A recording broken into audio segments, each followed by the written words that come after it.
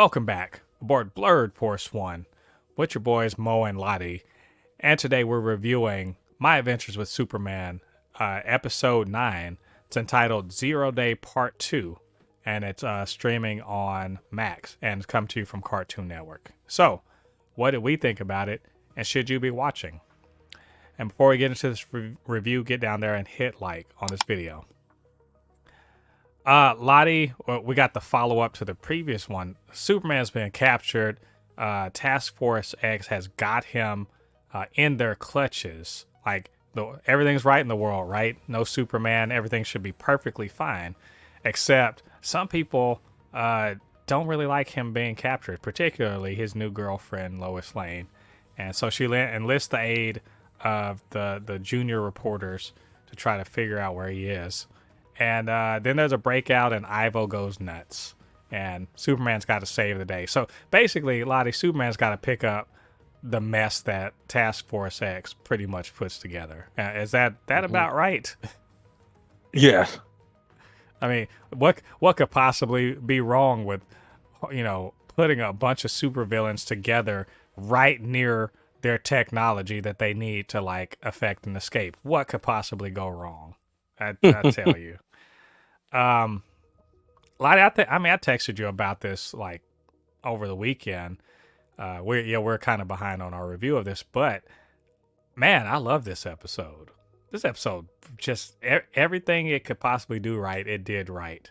If you can believe it, it even got me a little choked up towards the end of the episode. Like, I don't have it. I'd have nothing negative to say about this episode and everything positive. So before I gush on about it, Lottie, what did you think about it?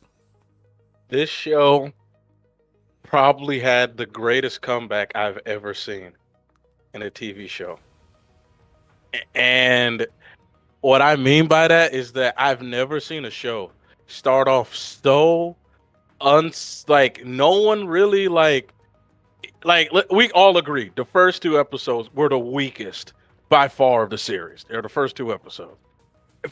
And now to where it is now, it's ridiculous. Everybody that watches the show that decided to stick with it all says the same thing, that we cannot believe from the first two episodes this is what the show has become. And it has gotten better every single episode. And like, people are probably listening to this review who has never watched the show yet. We're not joking. Every episode has gotten better and better and better. And this was the best episode of the season. And I am a sucker. I am a sucker for up and coming heroes. I am a sucker for that. And I got goosebumps when all the people around Metropolis started cheering Superman's name. Yes. So that I am a sucker for that. Like, I get this all started when I was a kid, and it all started with the first Sonic Adventure game, Sonic Adventure 1, when at the end, when chaos became perfect chaos and he was going to destroy the world, there was the last Chaos Emeralds, and Sonic picked him up, and everybody in the city was screaming his name, and he became Supersonic. Since that day, anytime I see that in a show or a video game, I get goosebumps. When Naruto saved the Leaf Village and everyone was screaming his name, goosebumps. This one, I mean, they wrote a up-and-coming Superman story to absolute perfection. Like, I've honestly never think that anybody could do an up-and-coming Superman story as well as this. And they did their damn thing on this one. I really, really, really, really enjoyed it. Damn, I can't give enough of how much I love this episode. Yeah, I loved it. The part you're talking about, yeah, way into spoiler territory, but at one point, Clark, he's captured, kept in the Red Sun radiation room, interrogated, and what's so great about it is that he's not defiant, he's not trying to break out, none of that. He is, stricken by the idea that an alternate universe version of him, because he knows about alternate universes now, was horrible and attempted to take over the planet, and he thinks he's a weapon and everything. He's essentially that his humanity has been stripped from him, and he's just this, tool to subjugate the planet. And he doesn't want that. He's a true immigrant. He's adopted his home country, or in this world, his home world, and he wants to be the best thing. So it, like, hearing the pain in his voice about that, and how he's basically just like, yeah, you're right, keep me here because I don't want to ruin this planet, is just the most Superman of Superman things. I wish some people who were making Superman stories would fucking understand Superman the way these people that are writing this show understand him. That is quintessential Superman. Now, he's so Superman that when there's a breakout, which is a pretty cool breakout, by the way, and that's also kind of the villain origin story of Slade Wilson, aka Deadshot. When he breaks out, what does he do? His first thing, once Ivo goes nuts because he has a mad on for Superman the way Lex Luthor does, and he becomes this big old kaiju. And his first thought, even though he's at his weakest, is he's got to fight. He's got to fight Ivo at night. No radiation, just him. His whatever he's got in the tank. And I just love that because that's Superman. He's gonna stand in the pocket. No matter what's happening. And all this, it puts lie to this idea from General Lane and from Amanda Waller that he's a weapon, that he's inherently dangerous, that he's the worst thing possible, that they've got to control or destroy. And then he proceeds to have this fight, and he does the Goku spirit bomb thing. And I loved that whole bit, not because it's like that, not because it's an anime thing, but because you remember in a couple episodes ago, his super hearing was a liability. It was good, but it was also driving him nuts, and he was just tired and everything like that, running himself ragged, trying to be everyone's savior. Yeah. And it's his greatest strength in this episode because he can hear everyone say, "Go, Superman!" Just they showing love, just not literally giving him spirit energy, but figuratively, because they reaffirm his humanity and his connection to humans and to reconnection to the people in Metropolis and of Earth, his home, his adopted home planet. And that, I believe, gave him the strength to really, not just, beat Ivo, but also, again, he doesn't overpower or single-handedly beat Ivo, right? It's the people of Metropolis that come in with the assist.